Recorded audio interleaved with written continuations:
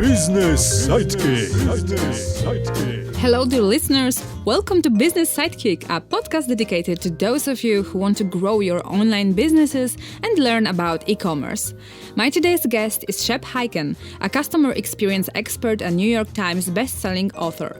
Shep works with companies and organizations, helping them to build relationships with their customers. So he's the right person to talk about how customer service evolved during last years and how it is going to change in the future. Enjoy! Business Sidekick. Hello, Shep. Welcome to Business Sidekick, and thanks so much for accepting my invitation. It's my pleasure. Thanks for having me on the show. Can you please tell our listeners something about yourself? Maybe where did your interest in customer service come from? Well, I can actually go way back to when I was a little kid, about 12 years old. I would do magic shows at birthday parties. I started a little business. You did? And, yeah, which was a lot of fun. And I love doing magic tricks, and what a great way to make a little extra money. And I came home from my first magic show, and my mom said, go write a thank you note, basically. And I thought, okay, that's a good idea. Now, little did I know that was the beginning of a concept called customer service that I didn't know about, which is, first and foremost, show your customers that you appreciate them. My dad said, follow up a week later, call, thank them again, and then ask them, hey, were you happy with the show? Get a little feedback. And little things like, hey, if the show starts at 1 o'clock in the afternoon, don't show up a few minutes before 1. That's too late. Show up earlier. Make sure they're not worried about you. Little, and I didn't know that was a potential friction point. That's what we call that today, where a customer starts to worry whether or not something's going to happen the way it's supposed to. If a parent hired me to do a magic show at 1 o'clock in the afternoon, if I show up at 2 minutes before 1, they've probably been worried about whether I would show up or not, right? Mm-hmm. So I had no idea that was called customer service. And my parents taught me to do the right thing. Then one day I had a job working at a gas station, and it was a self-serve gas station, like many of the stations we go to. We pump our own gasoline. And there was an elderly woman on a very, very cold day, and I went out and I helped her pump her gas. And my manager asked me why I did that. And I said, because that lady is very old and it's very cold, and I thought it was the right thing to do. And he says, well, maybe that's, maybe next time she's going to expect the same thing. I go, well, that's not so bad if she does. At least she'll come to our gas station instead of the one across the street. Bottom line is, all of that is called customer service. Long before I even knew that was like the thing that I would focus my entire life on. Yeah, but it sounds like an essence of customer experience, right? Today, I would love to talk with you about, the customer service then, now, and in the future. So, yes, well, look at what's happened over the years. Before the telephone was really a viable option, people used to just go to their store or go back to the business and they would get support or help in person. If it was, business to business, maybe back, there was support through the phone, but they really didn't think of it as customer support. Then the 800 number came about, call us and, free toll-free support. And that's the way it was for many years. It wasn't until recently that we started migrating away from the phone. Now, the phone's never going to disappear, but all of the other channels that are available to us to get information quickly, even faster than on the phone, has now become available. The ability for a customer to ask a question or socialize a complaint with a social media channel is now it's now standard and normal. 10 years ago, who would have thought that, and I know Twitter is, I think, right about 10 years old, I believe, but who would have thought that people would be going on Twitter and saying, I'm having problems with whatever, I please help me, or I have a complaint and I'm, angry about a company. And now it's become a totally different type of strategy. Yeah, I would also mention that telephone is something extraordinary right now.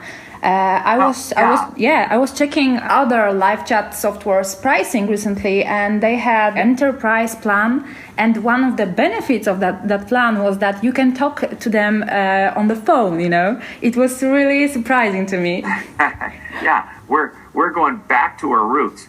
we're great at all the different customer service channels. But if you want to talk to us on the phone, we'll do that too. I mean, think about Zappos.com here in the U.S., which sells internationally. There's a phone number on every single page of that online retailer's website. Why? Because if there's a problem, pick up the phone and call us. If you've got a question and can't find the answer, just pick up the phone and call us. That's the way it goes. And, the phone will never totally go away, but the phone's becoming, over time, and in some places it already is, a less relevant way of connecting with the company.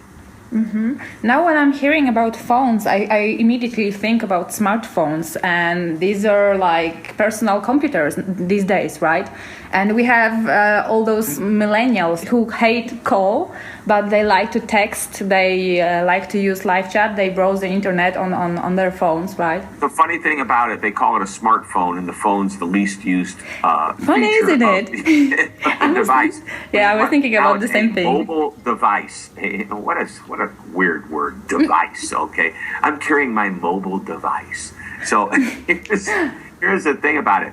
That little computer that we're carrying around in our pocket allows us to go on to all kinds of different channels. We can go to a website, and from the website we can search frequently asked questions. We can go to YouTube and watch videos on how to do something. If a company has set up, a video tutorial, we can log on to a website and we can watch or ask a question and crowdsource from other customers answers to how we can best use a product. We can jump on a social channel like Facebook or leave a review on a review site to let companies know how we feel. We can instant chat, which is really instant text. It's not really chat. And all of those are channels that can be found on that, as you called it earlier, the smartphone or the mobile device, without even using the phone function. Yeah, exactly. So you're talking about self-service, you're talking about multi-channel customer service. Is it something that's trending right now? Yeah, it's definitely. I mean, and companies ask us all the time, where do we go? What's the right channel to be on? And the answer is, well, where are your customers hanging out? What channels are they on? And by the way, we're not interested in the very few people that are the outliers that are trying some brand new technology. We need to be totally aware of whenever a customer is talking about us socially, whenever they're posting online. So there's programs that are set up to monitor all of the channels so that we can quickly respond. Instant chat, as we talked about, I like to refer to it more as instant text or instant typing, is an opportunity if you don't use what's called the chatbot, which is the robotic or computerized responses. A good customer service rep can handle 2 or 3 service calls at a time if they're texting rather than talking. And a good chatbot, the computerized version, is so good that you won't even know you're talking to a computer. And the computer knows if you're confused. When you ask a question, it knows what your issue is. It knows what issues it will lead to. And that computer's smart, and it doesn't worry about what accents you have. It doesn't worry what language you're in, because it can speak in any language. And to an even higher level, if the computer realizes that you're still confused, it'll seamlessly switch over to a human being who can then continue to help you without you even knowing you were switched over. So it's a reality now, right? It's a reality now. It's happening every day, and the best systems are so good that you don't know whether it's a person or the computer. And that's the beauty of it all. When you call a phone number and you listen to the virtual response where the person says, push 1 for this, 2 for that, and you do, and then it asks you a question, you can talk to it. And if you want to say I really hate it. Well, what you hate is that, number one, is that it repeats everything back to you, and that's like, okay, this is like, I know, but it's not the way normal people talk. Number 2, if it doesn't understand you, you're going to start yelling at it, and it really doesn't understand you. In my office the other day, it was really funny listening to somebody. I know that they were on that virtual response system because this is what they said. Agent, agent. And then they kept saying agent louder and louder. And then finally, representative, support, help. And then you heard this phone slam down, click. Oh my. Nothing. Yeah. So that's why I think the virtual response systems, still have a little bit of a ways to go. It's amazing, though, some of them that I've talked to, you almost swear you're talking to a human because they are, in some cases, getting really much, much better.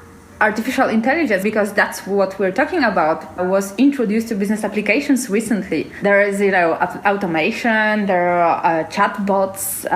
How do you think it's going to help customer service? Because many agents are afraid that they will lose their jobs, Well, sure, but just realize that every time an invention or a technology is born and it replaces something, these people, while they're displaced from that particular function, end up finding another place. The other day, less than 2 months ago, I walked into a restaurant that and it's called Panera Bread, and they're all over the country here. I don't know how extended they are internationally, but basically it's basically a bakery where you go and you get sandwiches and muffins and pastries, and they're very, very good, high quality. So you walk up to the counter and you order, and then you go over to another area and wait for your food. And so the first thing I noticed was when I walked in, I ordered, they gave me a little vibrator, and they said, go sit down, and it said, this side down, or make sure this side is showing. So what happened is it started to vibrate and a number started to flash, and within moments, somebody brought the food over to me. So now they've gone from a little bit what I would call total self-service to a little less self-service. Somebody's actually dropping off your food. Now, a few weeks later, I noticed there were these kiosks, and somebody said, go over there, order the food using the kiosk. And by the way, they said if you do that, you get a free cup of coffee or soft drink, which is their incentive for getting me to use the kiosk and learn how to use the system. Now, the goal is that I would go over and it would be self-service. So you think, what is the person behind the counter who's normally taking the orders? Are we going to eliminate that person now? And the answer, and it's Panera's CEO said, no, we're going to take that person and we're going to put them behind the food counter and bring the food out to you and give you a better, more personalized experience. So even though we're eliminating a function, which is the ordering function, somebody standing behind the counter, we're using that person for a better purpose, to better serve the customer in another way. Mm-hmm. Yeah, personalization, that's the word, that's a key word here, right? Many people are afraid of the artificial intelligence or talking to bots. I'm wondering if it's a solution for everybody. Well, there's never a solution for everybody. I shouldn't use the word never, but there's seldom a solution that works for everybody. Maybe it works better for some than others. Business to business may have a different type of relationship with their customer than a business to consumer, a very frontline oriented business. So not everything's going to work for everybody. Mm-hmm. Maybe a product that somebody buys is so technical and so customized to the person. Now, let's look at cars, automobiles. In order to get the automobile that you want, you're probably going to go to a dealership and you're going to look at it. You're going to test drive it. You're going to make sure that you like it. Now, that doesn't mean you have to buy it right there on the spot, but you could. And you could pick out what color you wanted on the outside, the paint, what color you want on the inside interior, and you start to customize the car that you want. But chances are you're not going to buy that car unless you test drive it. So it requires you going in. Yet still, once you test drive it, you can go to that website for the manufacturer, and there's a pretty good chance that you can purchase that car online and choose all the features that you want. I think that takes a really intelligent, somebody that studied the car that they want pretty well to know that they can buy the car online. I think there's still going to be a good function for a dealership to remain open and have good salespeople. Mm-hmm. Does that make sense? Yeah, so it does. There's a blend that's there. Yet, why not buy my detergent that I use for my dishwasher or for my clothes? Why do I have to go to the store to do that? Amazon gives that to me. And now Amazon in many markets is having a delivery system that will deliver that to you in less than 2 hours. So, it's going to be some places it's going to work rather well, and others it's still going to require a personal touch. Yeah, it's more about productivity and efficiency and optimization. And what would you say to all those agents that are afraid that they will lose their jobs? We're talking about the technological unemployment here. Right. So here's the thing. If you're talking on the phone and all of a sudden there's going to be a move towards social media channels, well, you're just going to have to learn to deliver service in another way. The computer may take over a number of calls or support issues that you have.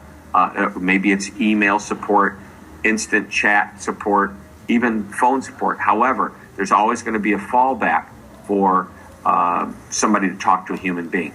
Not everybody's going to lose their job. Are some people going to lose their job? No doubt that technology is going to replace jobs. But at the end of it all, what are the skills that these people have? They're trained well to talk to people. Well, maybe they're going to be the ones that are going to be helping to develop the answers that the computers are giving. So they will shift from one job to the next. Maybe not everybody, but the best of the best are going to survive just fine. Oh my God, that sounds like a terrible, like a disaster. Terrible vision. Disaster. Well, the best will survive. The best will survive. People need to be good at what they do, and you know what? When the economy is bad, so it's not even technology, but when the economy is bad and people start getting laid off, okay, they typically will go find jobs elsewhere. But who gets laid off? Chances are not the best of the best, okay, but the ones that have been struggling. So this is a reason why I believe everybody needs to come to work and up their game and be great at what they do, so that every day is like a command performance that you put on. I mean, that's the way I look at my job. Every day I come in, I'm going to talk to my clients. I'll talk to folks like you.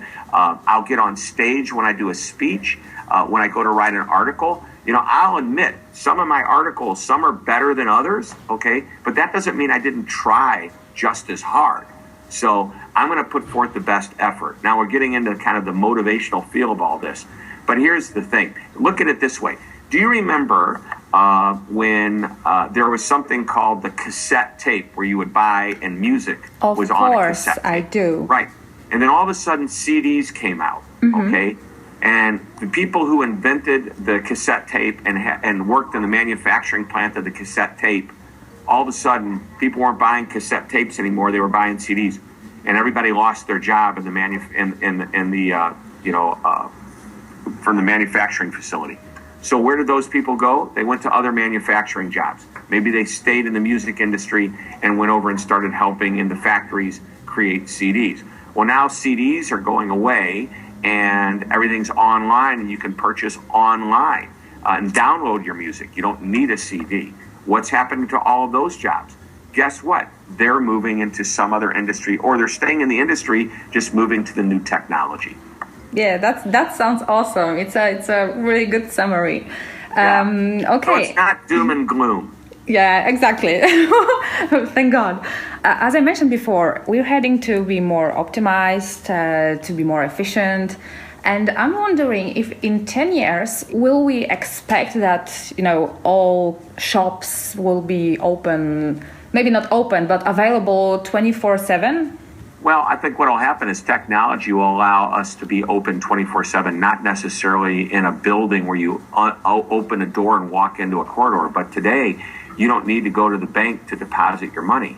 All you need to do is take a picture of it with that smartphone, that mobile device, and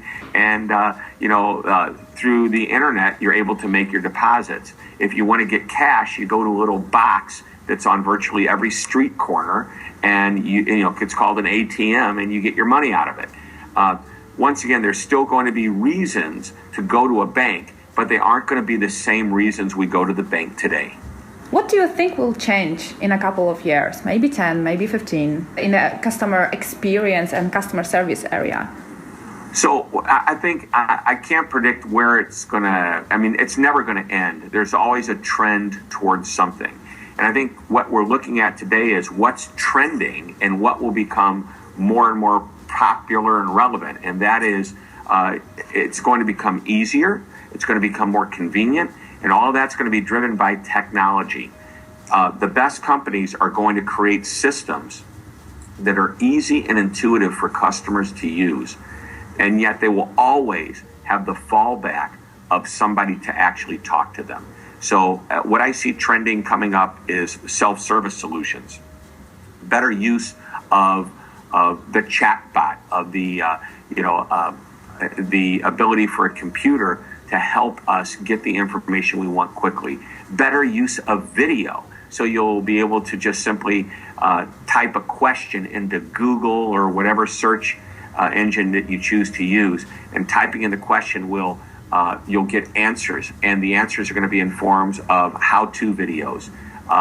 You'll see more and more mobile video, meaning you'll talk to a rep with your mobile device, and you'll see them eye to eye, face to face with your camera, so that you'll know you're getting personalized attention. These are the trends that are happening that'll become real over the next several years. What's going to happen in 10 years from now? Wow, I can't wait to see what's going to happen. But I anticipate life will be easier, it'll be quicker, it'll be simpler. The companies that embrace the concept of convenience for the customer are the ones that are going to win. Mm-hmm. Nice. Okay, just the last question, because I'm dying to hear it. Can you please share the best customer service story? My best customer service story, I've been telling that story for years. And, matter of fact, if you want the full story, you can go on to my YouTube channel, and it's easy to get there, cheptv.com. And you'll get my YouTube channel, and there's a video about a cab driver that picked me up, and the quick version of the story is this. He picked me up.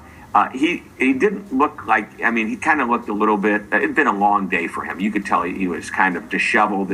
I thought, what's the inside of the cab going to look like? Is it dirty and grimy? But it turned out to be spotlessly clean. The air conditioner worked great. It was the hottest day of the summer. There were sodas that he gave me, candy. He gave me a newspaper to take with me, didn't charge me any extra money for all of this. We stopped to look. He wanted to show me this fountain on the way to the airport, a beautiful fountain of statues. And I said, okay, let's do it. It was pretty cool. And he gave me his business card. He said, call me the next time you're in town, and I'll be happy to pick you up and take you around. And I thought, wow, this guy's really great. I gave him a huge tip at the end of the trip. And I always love to tell the story, because as I get to know this guy, I start to learn that he makes a lot more money than a typical cab driver. Why? By the way, I got lucky that he had just dropped someone off when he saw me, because he was going back to the airport to pick somebody up. I obviously was going to the airport with my luggage, so he took me out there. But the guy never waited in line like every other cab driver. He just always would wait for a customer who would call him and say, I'm going to be landing at 10 o'clock in the morning, or my business meeting is going to be finished at 11 o'clock in the morning and I need to go back to the airport. So he was waiting for customers rather than waiting 2 and 3 hours in line. And the difference was he was making more than 5 times what the average cab driver was making, because he understood what great service was all about. But the best part of the story is what happened at the end of that first trip that I took with Frank. And that was his name, Frank. He's since retired. But Frank, 4 days later, I'm in my office in St. Louis, Missouri, in the United States, where I live. And I opened the mail, and there was a thank you note from Frank, the cab driver. Now, I don't know how many people have ever received a thank you note from a cab driver, but I don't think it's very many. And every time I would go back to Dallas, where Frank lived at the time, Frank would pick me up and take me around. The guy was amazing. That's the best way to describe it. Yeah, it's a great and very positive story. Thanks for sharing it. And also thanks for being my guest. I'm really happy that we could have a chat. Oh, my pleasure. And anytime, let's do it again real soon. Business Sidekick. That's all for today. Thanks for listening to Business Sidekick. Remember that you can find this podcast on livechatting.com/podcast or on iTunes, Stitcher or SoundCloud. Take care and stay tuned as we're going to publish another episode in 2 weeks. And remember, regardless of the hype around new customer service technologies, concepts, and trends, it's customer happiness that's most important for every business, and it's not going to change. This podcast was brought to you by Lifetime.